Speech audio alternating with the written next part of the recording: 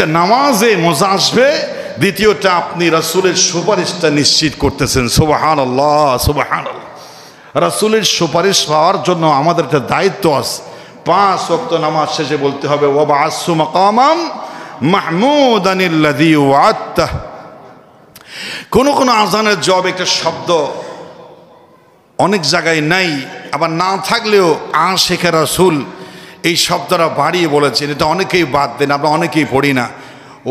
ওয়ারযুকনা শাফাআতাহু ইয়াউমাল কিয়ামা, এটার অর্থ হচ্ছে আল্লাহ হাসরের মাঠে রাসূলের সুপারিশ তুমি আমার রিজিকে নসিব করিও, আমিন বলেন। এটা দোয়া করে সেখানে, যেহেতু রাসূল বলেছেন এই কথাটা বললে আমার সুপারিশ পাবে, তো এক শ্রেণীর কিছু ইসলামিক মনীষী ইসলামিক বলছেন এটা একটু লাগিয়ে দাও, ওয়ারযুকনা শাফাআতাহু ইয়াউমাল কিয়ামা, আমাকে হাসরের ময়দানে আপনি সুপারিশ করবেন এই আশা রেখেই আমি আজানের দোয়াও পড়ছি, নামাজও পড়তেছি। সুবহানাল্লাহ বলেন। এটা দোয়া। নামাজের ভিতরে খুশু এবং খুশু, জীবন্ত নামাজ, আল্লাহর পছন্দের নামাজ পড়ার জন্য 3 নাম্বার কৌশলটা আপনাদের বললাম।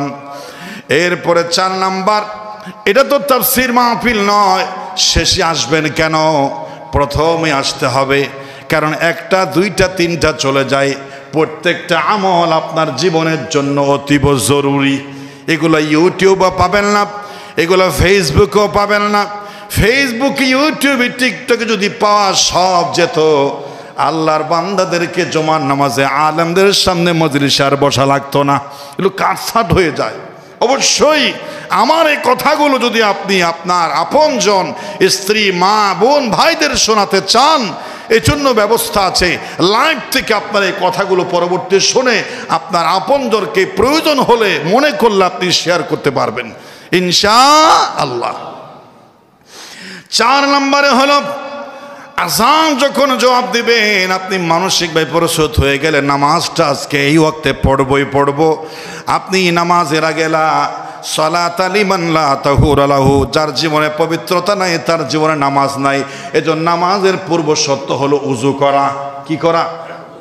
উযু করতে যাবেন, উযুটা গল্প করে করে শুরু করো। অনেকে, দোস্ত কেমন আছো, ব্যবসা বাণিজ্য কেমন চলতেছে, এদিকে কথা এদিকে উযু, এরকম আছে না নাই? দোস্ত কেমন আছিস, ব্যবসা বাণিজ্যের খবর কি, তোমার আহালিয়া কেমন আছে, কুলি, তোমার ভাই কেমন আছে, নাকে পানি, ঠিক কিনা? কিন্তু সব কথা বন্ধ করতে হবে, উযু করতে হবে শুরু সুন্নত তরিকায়।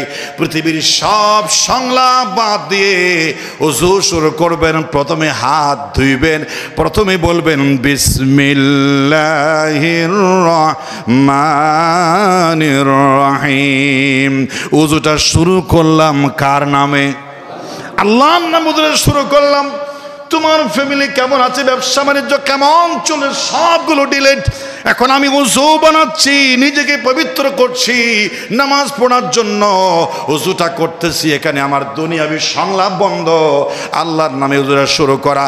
আর উযুর শেষে আশহাদু আন লা ইলাহা ইল্লাল্লাহ ওয়া আশহাদু আন্না মুহাম্মাদান আবদুহু ওয়া রাসূলুহু পড়া।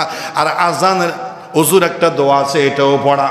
উযুর দোয়া যদি নাও জানে, বিসমিল্লাহ দিয়ে উযু শুরু করা।